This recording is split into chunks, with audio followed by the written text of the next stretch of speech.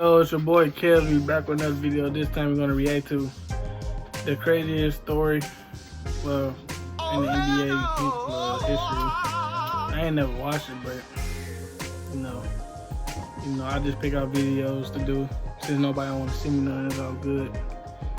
But before you watch the video, make sure you subscribe, like, comment. We do this shit every day, man. You already know, man. Kills. What's going on, everybody? It is Handles, and I've told a bunch of stories that happen in the NBA. A lot of them are pretty crazy, but nothing gets weirder than this. It involves notorious B.I.G. robbing a Knicks player.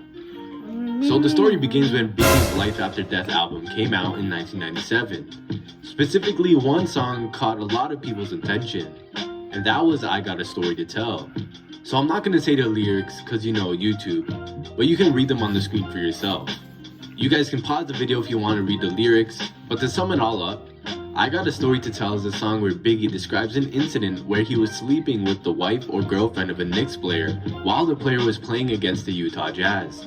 The unnamed player comes home and Biggie is still in bed with the girl. He threatens to shoot the guy if the girl doesn't take care of the situation, so she tells her man to get something to drink for her to give Biggie more time to figure things out.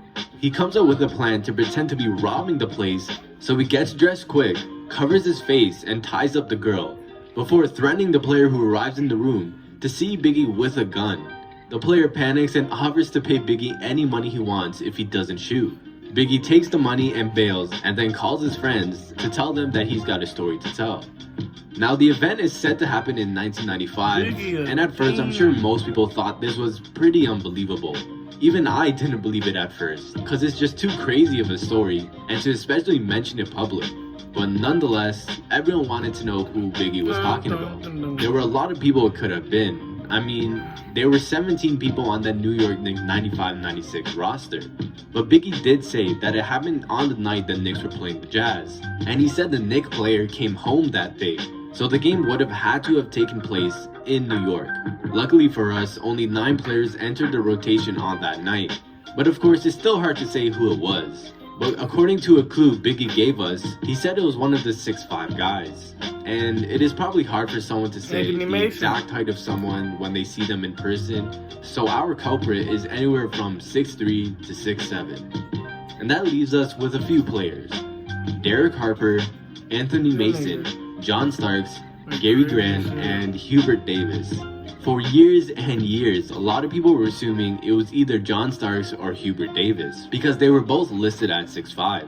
Even though John Starks wasn't really 6'5", he was just listed at it. But Starks did come out in 2014 to speak on the song, and did confirm that the events Biggie described did in fact happen, so that put rest to all the claims saying it wasn't true. Starks also did say it wasn't about him, since he's not even 6'5", but it was about one of his former teammates. He wouldn't mention who though, to keep their privacy. And after this, a lot of people just assumed it was Hubert Davis, since he was the only player on the New York Knicks listed at 6'5" on the 1995 team. And the fact that during the aforementioned game in November of 95, Hubert Davis only played for 9 minutes, scoring 4 points on 1 bucket and 2 free throws. Davis was a 3-point specialist that averaged 10 points per game that season, and this subpar performance makes him the most likely Knicks player to leave the locker room early after the game and head home to be consoled by his wife. Boy, was he wrong.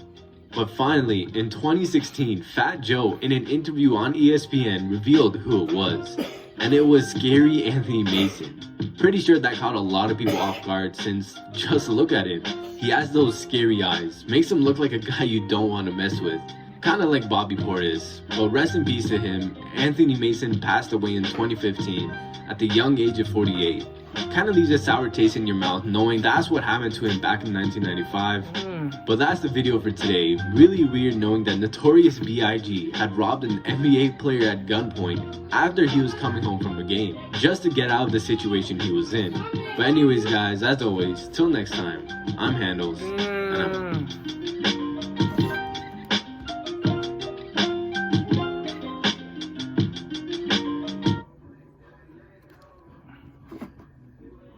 That nigga Notorious did that, damn.